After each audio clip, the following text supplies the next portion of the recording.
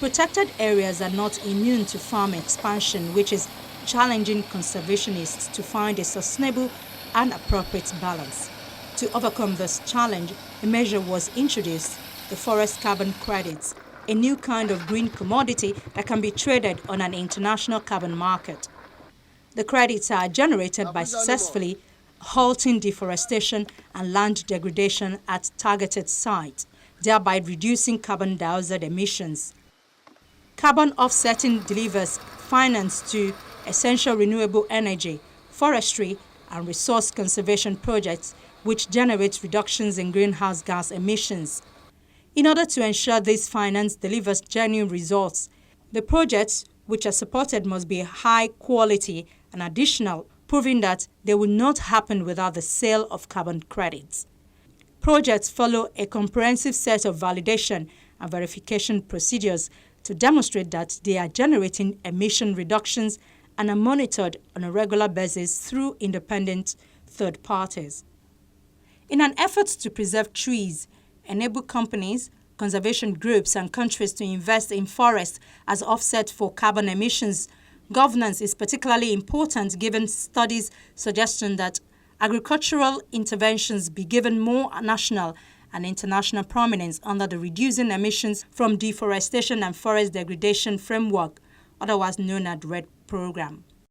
The REDD program is an ongoing international effort to develop and fund projects for reducing emissions related to forests in developing countries.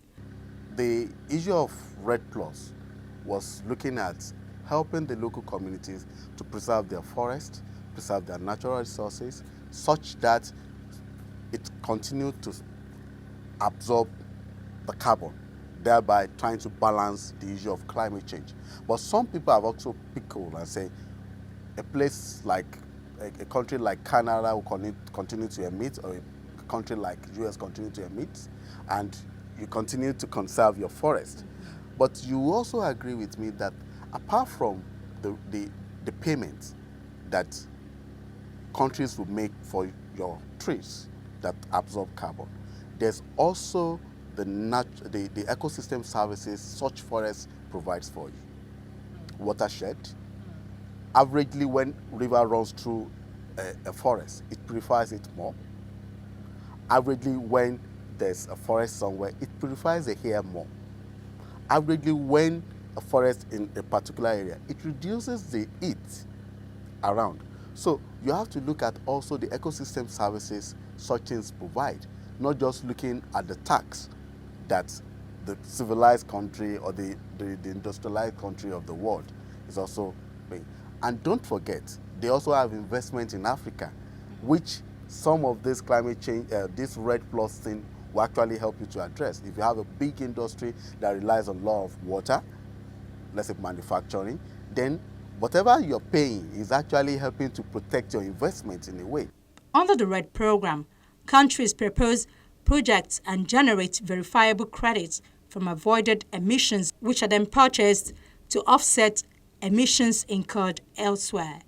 The federal government of Nigeria, reinforced by pioneering efforts from Cross River State, started to engage in REDD Plus in 2009 and became a partner country of the UN REDD program in February 2010. The Nigeria REDD Plus Readiness Program envisions a two-track approach to achieve REDD Plus readiness in Nigeria based on the development of institutional and technical capacities at federal level and carrying out intense institutional strategy building and demonstration activities in Cross River State. Between 2012 and 2014, $4 million was spent on the UN REDD program in Nigeria. We are almost at the end of the readiness phase. Readiness phase means getting ready for the investment of the donors in the Cross River State forest so that the forest-bearing communities can finally begin to benefit. Forest-bearing communities were probably thinking that, okay, as soon as UNDP comes, in the next 2-3 months, they will begin to get the benefit. They didn't know that there was a phase of preparing and getting ready before the main investment into the forest will come.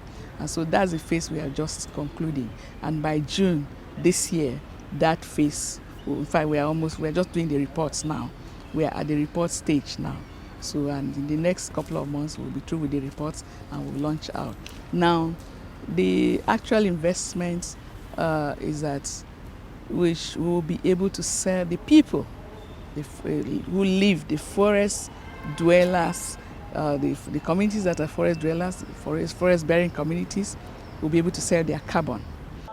Experts have warned that forests remain Nigeria's most undervalued resource, and as long as planners and policymakers continue to disregard the economic importance of the forest sector, as well as those of sectors and activities that depend or impact it, so will forests continue to be degraded and lost, and their potentially vast economic opportunities will be lost.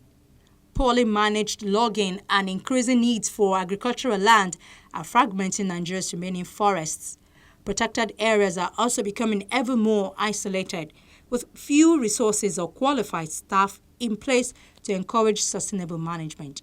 However, when forests are cleared to make way for agriculture or infrastructure, they emit large quantities of carbon dioxide and other greenhouse gases into the atmosphere, which contributes to climate change. Improving the management of forests provides opportunities for reducing current and future vulnerability to climate change, while advancing both mitigation and adaptation objectives.